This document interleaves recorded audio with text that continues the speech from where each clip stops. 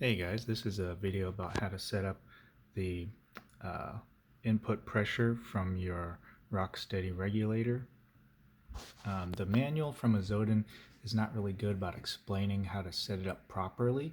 It just gives some basic instructions on uh, which way to turn the adjuster, which way is up, which way is down, but it doesn't really tell you how to set it properly, which is kind of odd because it's probably one of the first things that should be set up properly on the gun for it to work.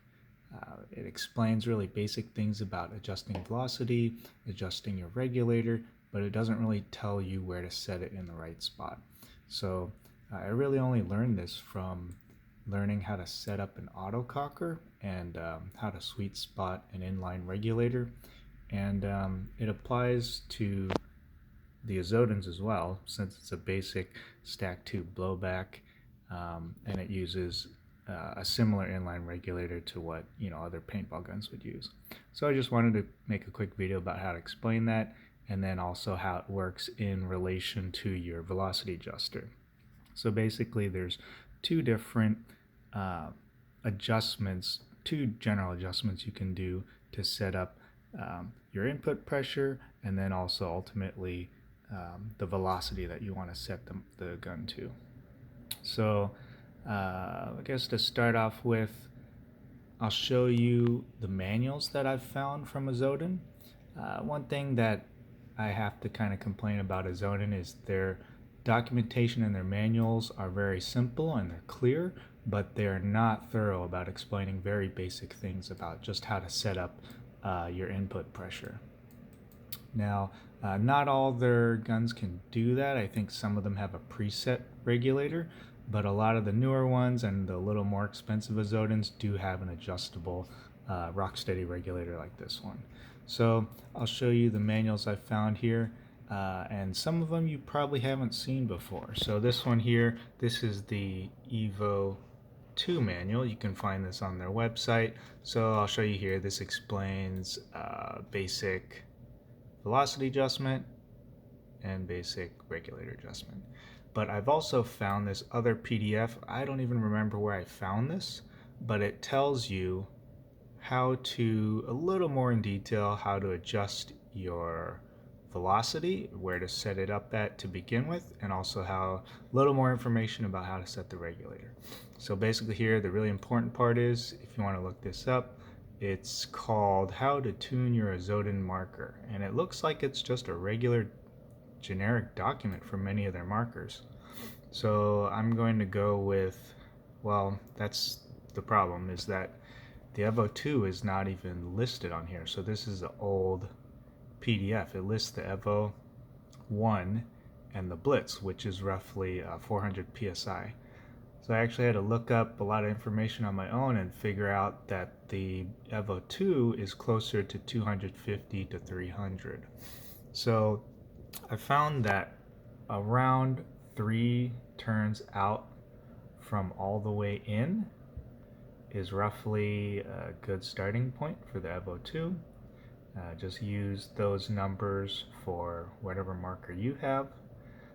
So what that does is, that's just a general area where you want to set your regulator to begin with, not a final set point. So what they also don't tell you in the manual is that you want to start off with your velocity adjuster 2 turns in from flush. I think Azodin mentions it somewhere, but it's not in most of the manuals. So if you look at mine, if you can tell, it's probably around 3 turns in from flush. So what that means is, if it's like this, when you first look at it, screw the velocity adjuster out.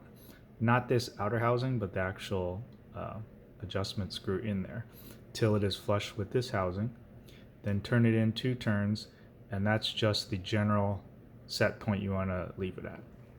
Okay, then we're going to go to the regulator, and unfortunately you do need to be out at a field, or you need a chronograph to do this, but I'll just explain to you how to do it.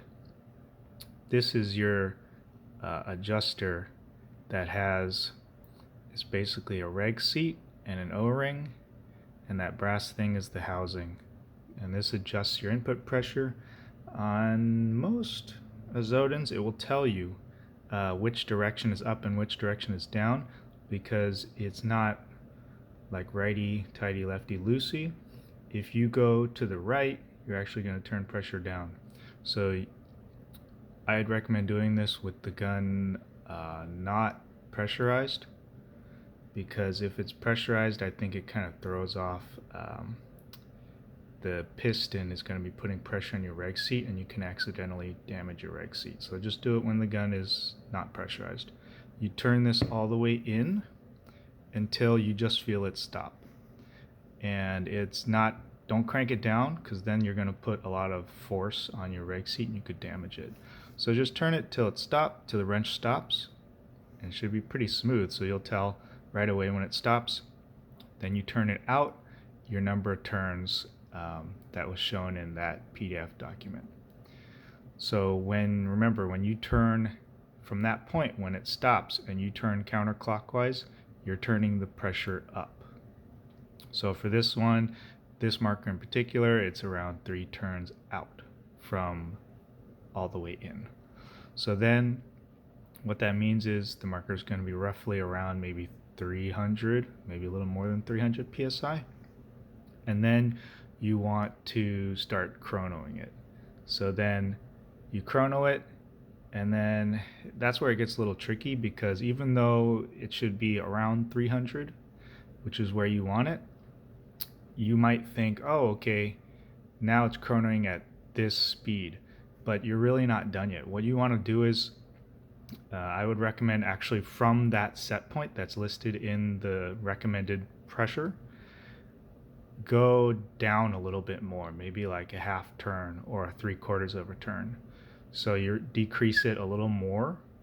It's because you want to start low and then go up, and then that's called sweet spotting your regulator to get it to the ideal pressure.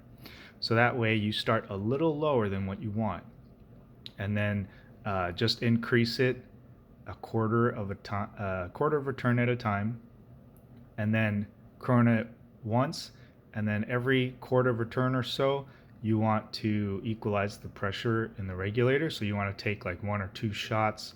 Don't worry about chronoing those, but then on the next shot, chrono that one, and then take that as your accurate, where your FPS is. So, and keep doing that, going up maybe like an 1/8 turn or a quarter turn, and increase your pressure, and then the FPS should keep going up.